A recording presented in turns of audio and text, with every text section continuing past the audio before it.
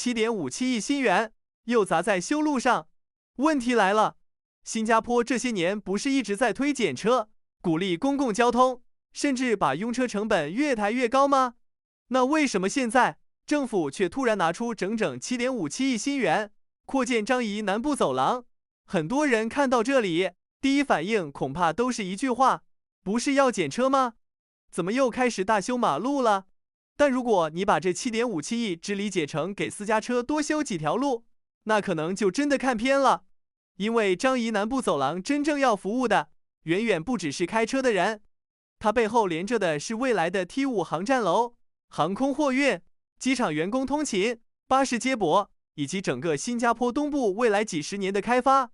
换句话说，这不是简单的道路工程，而是在提前铺设一块支撑未来机场和东部经济运转的国家级交通底盘。所以今天我们就把这个看似矛盾的问题彻底拆开。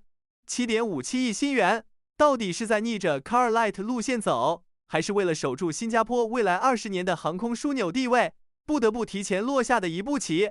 先把这条新闻放回新加坡东部的整张地图里，你就知道它为什么偏偏在这个时间点出现。2026年5月，陆路交通管理局批出这份7.57亿新元的合同，不是临时起意，也不是哪条路突然坏了要补，它更像是在给东部下一轮重组提前铺骨架。因为樟宜机场第5航站楼目标是在2030年代中期启用，整个樟宜东开发区大约1.080公顷，规划完成后，樟宜机场总吞吐能力预计可达1.35亿人次。这个量级一上来，增加的绝不只是旅客，还有员工班次、地勤车队、接驳巴士、货运车流、维修和后勤服务。再往外看，东部还叠加了轨道交通扩展，汤申、东海岸线已经进入东部，跨岛线未来也会重塑横向连接，再加上巴耶利空军基地预计在2030年代搬迁，腾出的大片土地会把东部从机场边缘地带慢慢变成新的增长轴。对居民来说，这不是抽象规划。你住在但宾尼、乌洛、巴西利，最直接的问题就是以后通勤会不会更顺，还是更塞？你在机场、物流、航空维修区上班，最在意的是每天那几十分钟会不会被卡死。也正因为这些变化不是单点发生，而是一起往前推，所以道路骨架不能等到 T5 快开门了才来补。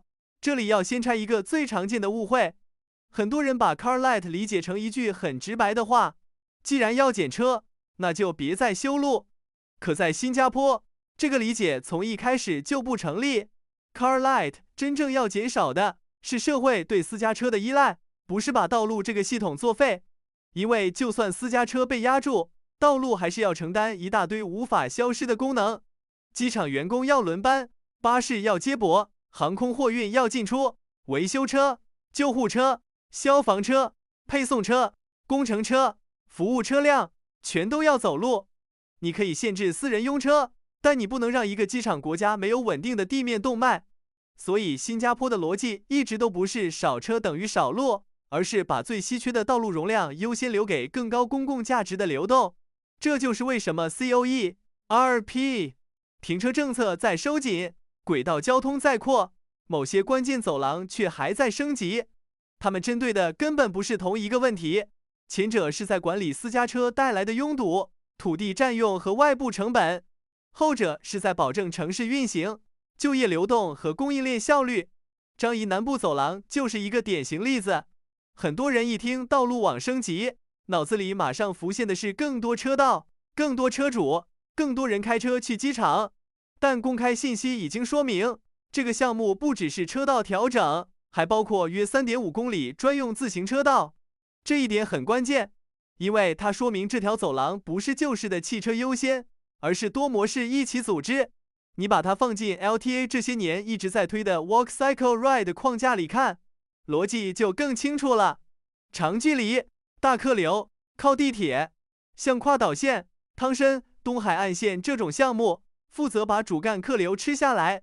中短距离接驳靠巴士、步行和骑行，把人送到轨道覆盖不到的最后一段。至于货运、机场运作、服务车辆和应急系统，就必须有可靠道路托底。一个成熟城市不是压单一答案，而是让不同交通模式各做自己最擅长的事。真正和 CarLight 冲突的，不是修一条服务机场和接驳的走廊，而是把城市设计成没车就难以生活。新加坡现在做的，反而是另一件事。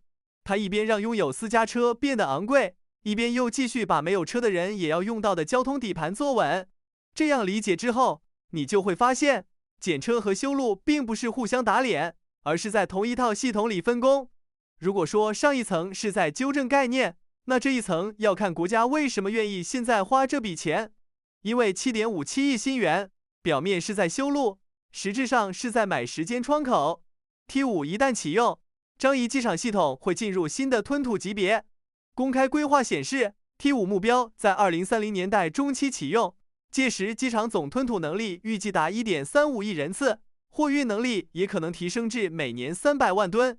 对高度依赖国际连接的新加坡来说，这不仅是数字增长，而是直接影响就业、投资、总部经济与转运竞争力。